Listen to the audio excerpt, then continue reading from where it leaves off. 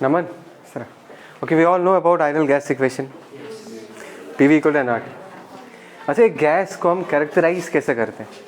उसके प्रेशर से, उसके वॉल्यूम से, उसके टेम्परेचर से. और ये सारे के सारे जो मैंने कहा अभी properties, all of this are variables. बदल सकता है. अगर गैस का स्टेट बदल रहा है तो उसका प्रेशर बदल सकता है, वॉल्यूम बदल सकता है, टेम्परेचर बदल सकता है, या सब बदल सकता है. Is that clear? राइट. सो वो जो प्रोसेस, जिस प्रोसेस के थ्रू इनका स्टेट बदल सकते हैं, उन प्रोसेस को आज हम स्टडी करेंगे. Is that clear? सबसे पहला प्रोसेस कौन सा है? सबसे पहला प्रोसेस है आइसोकोरिक प्रोसेस. समझ में आ रहा है ऋषि? समझ में आ रहा है? आइसोकोरिक प्रोसेस का मतलब क्या है? इस पूरे प्रोसेस में हम वॉल्यूम को क्या रखेंगे? कांस्टेंट रखेंगे. मतलब तुम ऐसे इमेजिन करो कि तुम्हारे पास एक कंटेनर है और कंटेनर का जो मुंह है तुमने उसको बंद करके रख दिया. मतलब उसका अंदर का जो वॉल्यूम है वो क्या रहेगा? कांस्टेंट रहेगा. Is that clear? Okay fine. अगर ऐसा है तो मैं कह सकता हूँ कि pressure is proportional to temperature. Right. इसका मतलब क्या है? इसका मतलब ये है, जस्ट ट्राई टू इमेजिन कि अगर तुम्हारे पास एक कंटेनर है, अगर इसके मुंह के ऊपर जो ये पिस्टन है इसको तुमने फिक्स करके रखा. Is that clear? और नीचे एक बर्नर लगा के रखा हो, ये बर्नर जल रहा है. इसका मतलब है इसको क्या मिल रहा होगा? हीट मिल रहा होगा, एनर्जी मिलेगा. सो व्हाट विल हैपन? एनर्जी मिलेगा तो मॉलिक्यूल्स का काइनेटिक एनर्जी बढ़ेगा, हर एक डिपार्टमेंट को एक्स्ट्रा फंड मिलेगा. बात समझ में आया? So what will happen to the temperature of the system? The temperature of the system is going to increase. Naman, Roshni, इधर इधर इधर, बातें नहीं. Temperature of the system is going to increase, right. तो अगर सिस्टम का टेम्परेचर इंक्रीज करेगा, तुमको ये पता चल चुका है कि temperature is a direct reflection of the kinetic energy. मतलब काइनेटिक एनर्जी बढ़ रहा है. काइनेटिक एनर्जी बढ़ेगा तो क्या होगा? मोर मोमेंटम से जाके वॉल्स को हिट करेगा, तो प्रेशर भी क्या करेगा? इंक्रीज करेगा. So yes, okay, it's understood कि अगर टेम्परेचर इंक्रीज करता है तो प्रेशर भी इंक्रीज करेगा. Is that clear? अभी अगर मैं तुमको पूछूं कि प्रेशर वर्सेस टेम्परेचर ग्राफ दिखने में कैसा हो? लेट अस से टेम्परेचर T, लेट अस से टेम्परेचर T0, प्रेशर कुछ P0 था, राइट. अच्छा, एक बार इस इक्वेशन को देखो. P equal to NR/V into T. NR/V ये पूरा चीज़ तो ये तो कांस्टेंट है. और अगर मैं इसको इक्वेशन के फॉर्म में इमेजिन करूं, y या x के टर्म्स में इमेजिन करूं, तो दिखने में ऐसा लगेगा ना, y इक्वल टू mx, जहाँ पर NR/V is m, that is the slope of the graph. And y equal to mx जो है, this is the equation of a straight line passing through the origin. Is that clear? So in this case graph कुछ ऐसा होगा, from state A to state B. Is that clear? और इस graph का, इस line का जो slope है, वो स्लोप क्या होगा? That is NR/V. Is that clear? समझ में आया? अच्छा, अभी अगर तुमको कोई पूछे कि मुझे प्रेशर वर्सेस वॉल्यूम ग्राफ चाहिए और नेक्स्ट टाइम तुमको टेम्परेचर वर्सेस वॉल्यूम ग्राफ चाहिए, तो कैसा होगा? How the graph look like? Curve होगा. कर्व नहीं होगा. कैसे कर्व होगा? वॉल्यूम कांस्टेंट है, मतलब एक फिक्स्ड वॉल्यूम होगा V0. X coordinate of the graph is not going to change. समझ में आ रहा मैं क्या कह रहा हूँ? इस ग्राफ का जो एक्स एक्सिस है उसमें हमने वॉल्यूम को प्लॉट किया, और हमारी कहानी में आइसोकोरिक प्रोसेस है. आइसोकोरिक प्रोसेस क्या है? ऐसा प्रोसेस है जहाँ पर वॉल्यूम क्या रहता है? कांस्टेंट रहता है. तो वॉल्यूम कांस्टेंट है, मतलब ग्राफ का एक्स कोऑर्डिनेट चेंज नहीं होगा. But we know that as temperature changes, pressure is going to increase. So graph will look something like this, from state A to state B. Let us say इस जगह का जो pressure है this is PA, इस जगह का जो pressure है let us say this is PB. ये तो दिख रहा है कि PB का वैल्यू PA से क्या है? ज़्यादा है. What can I say about temperature? Let us say state A का टेम्परेचर TA है, state B का टेम्परेचर TB है. हमने ऑलरेडी बोल दिया प्रेशर जो है that is directly proportional to temperature. Pressure बढ़ेगा तो टेम्परेचर भी बढ़ेगा. तो अगर PB का वैल्यू PA से ज़्यादा है तो temperature of state B will be more than what? Temperature of state A. Is that clear? वो ग्राफ कैसे होगा? सेम लॉजिक, वॉल्यूम कांस्टेंट है, लेकिन से टेम्परेचर इंक्रीज कर रहा है, तो ग्राफ कुछ ऐसा जाएगा फ्रॉम A टू B. और ग्राफ से ऑब्वियस है कि टेम्परेचर TA का वैल्यू जो है वो TB से क्या होगा? कम होगा. TB is more then PA. इस जगह के प्रेशर को अगर मैं PA बोलता हूँ, इस जगह के प्रेशर को अगर मैं PB बोलता हूँ. Is that clear? Temperature and pressure are directly proportional, तो PB का value is more than what? PA. समझ में आया? ऐसा ग्राफ बनेगा. Okay fine. अभी अगर तुमको कुछ ऐसा ग्राफ दिया जाता है, प्रेशर वर्सेस लेट अस से टेम्परेचर राइट। और इसी पर्टिकुलर ग्राफ में हम दो अलग अलग गैसेस के प्रेशर वर्सेस टेम्परेचर वेरिएशन को प्लॉट करते हैं। Is that clear? अलग अलग गैसेस। लेट अस से एक का ग्राफ ऐसा है, लेट अस से दिस इज गैस 1 और दूसरा ग्राफ ऐसा है, लेट अस से दिस इज गैस 2, राइट। दो अलग अलग gaseous sample, both of them have undergone isochoric process. Isochoric का प्रोसेस का मतलब क्या है कि वॉल्यूम कभी चेंज नहीं होगा। तो गैस 1 का वॉल्यूम हमेशा क्या रहा, V1 रहा है, और गैस 2 वाला जो सैंपल है उसका वॉल्यूम हमेशा V2 ही रहा है। Now I am asking you is that V1 and V2 के बीच का रिलेशन कैसा होगा, कौन बड़ा कौन छोटा? मैंने पूछा, these are two different samples, right, have undergone the same kind of process, that is isochoric process, और उनका जो प्रेशर वर्सेस टेम्परेचर का ग्राफ है उसको एक ही एक्सिस में प्लॉट किया गया है। अभी पूछा जा रहा है कि V1 बड़ा होगा या V2 बड़ा होगा। दिस वेरी ऑब्वियस, अभी जस्ट नाउ सिखाया था। जस्ट सी कि स्लोप का फॉर्मूला क्या है। स्लोप का formula NR/V। Need to understand slope जो है it is equal to what, NR/V। चलो मैंने दोनों गैसेस का नंबर ऑफ मोल्स को भी फिक्स रखा है, नहीं तो डिस्कस नहीं कर पाएंगे, right, for n moles of gas. ठीक है, गैस 1 के पास भी n मोल्स है, गैस 2 के पास भी n मोल्स ही है। Is that clear? Under such a scenario I can say that slope is what, inversely proportional to volume.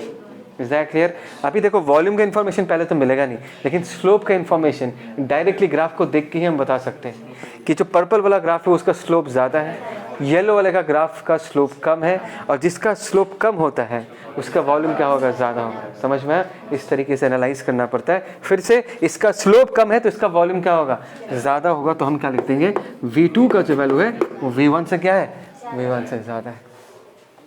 This is the entire story behind isochoric process. मैंने सब कुछ बताया क्या जो चाहिए तुमको। Is that clear? निखिल बोलो, अनुरन हो गया? ओके, एग्जैक्टली सेम, सिर्फ प्रोसेस बदल चुका है। आइसोबारिक कैसे याद रखोगे, bar is the unit of pressure, so pressure constant, इस तरीके से याद रखना है, ठीक है ना।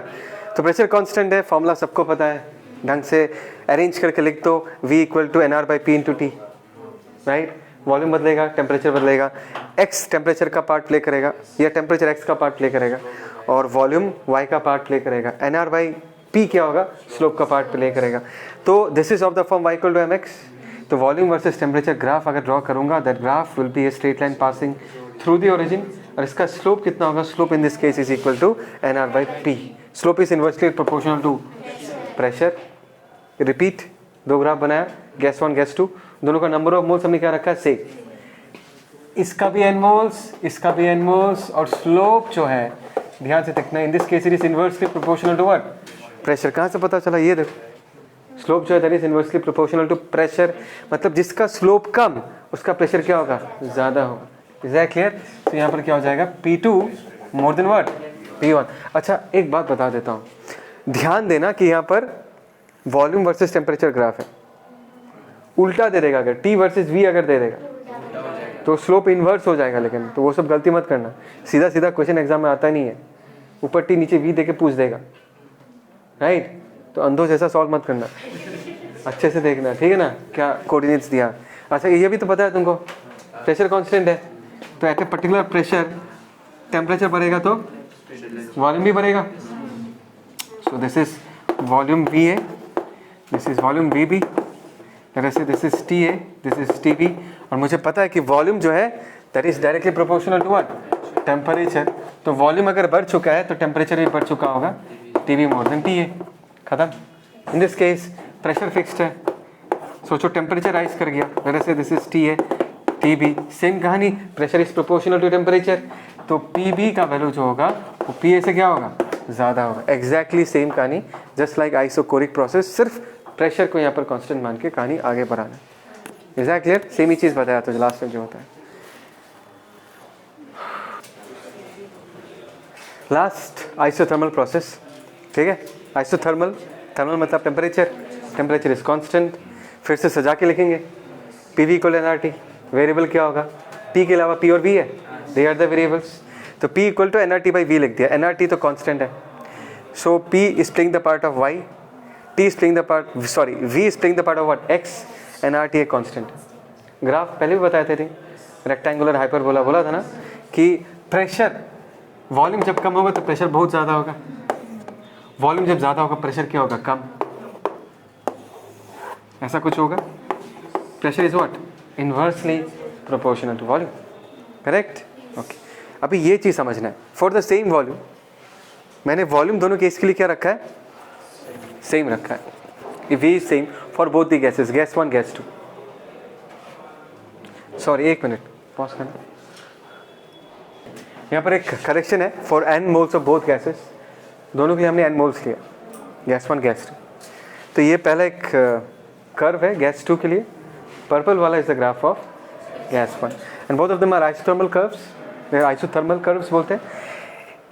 एक का टेम्परेचर T2 है, दूसरे का टेम्परेचर T1 है, कौन बड़ा कौन छोटा टेम्परेचर, कैसे पता, स्लोप,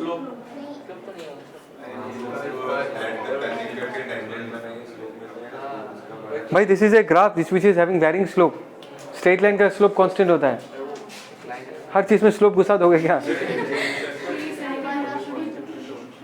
ठीक ठीक मैं बता रहा हूँ सुनो, मैं बता रहा हूँ सुनो, इन दिस के स्लोप से बात नहीं कर सकते हम लोग, ध्यान से सुनना मैं क्या करता हूँ।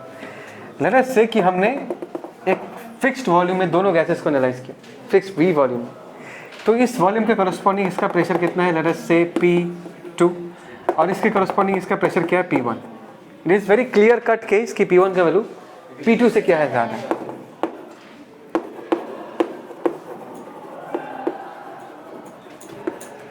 Is that clear, same V। अभी ध्यान से देखना, अगर दोनों गैसेस के लिए V सेम तो P is proportional to what, temperature, correct. P is proportional to temperature. अगर मैंने at a particular volume check किया, ध्यान देना, at a particular volume pressure किस पे डायरेक्टली डिपेंडेंट है, टेम्परेचर पे डायरेक्टली डिपेंडेंट है। तो अगर P1 का वैल्यू P2 से ज़्यादा होगा तो डेफिनेटली टेम्परेचर का value T1 will be more than what, T2। तो हम क्या लिखेंगे, समझ में आया कैसे किया, ये बात को समझो कैसे किया। टेम्परेचर हमको पता नहीं था, मुझे पता है टेम्परेचर कांस्टेंट है, लेकिन दो अलग अलग कर्व दिया गया है और दोनों का टेम्परेचर क्या अलग अलग है, प्रेशर तो वेरी कर ही रहा है, वॉल्यूम भी वेरी कर रहा है, हमको टेम्परेचर को कंपेयर करना है, तो बाकी एक पैरामीटर को हमको कांस्टेंट करना है। मैंने यहाँ पर किसको कांस्टेंट किया, वॉल्यूम को कांस्टेंट किया, फिर प्रेशर और टेम्परेचर का कनेक्शन चेक किया। तुम चाहते हो तो प्रेशर को भी कांस्टेंट कर पाते और वॉल्यूम को कंपेयर कर पाते थे, राइट। इज दैट क्लियर, समझ में आया। So this is how we find out solve this situation. Is that clear. So this is all about the isothermal process, और एक प्रोसेस है एडियाबैटिक प्रोसेस जो यहाँ नहीं आएगा, आगे जाके बनाऊंगा, ठीक है। ओके चलो डन, निखिल।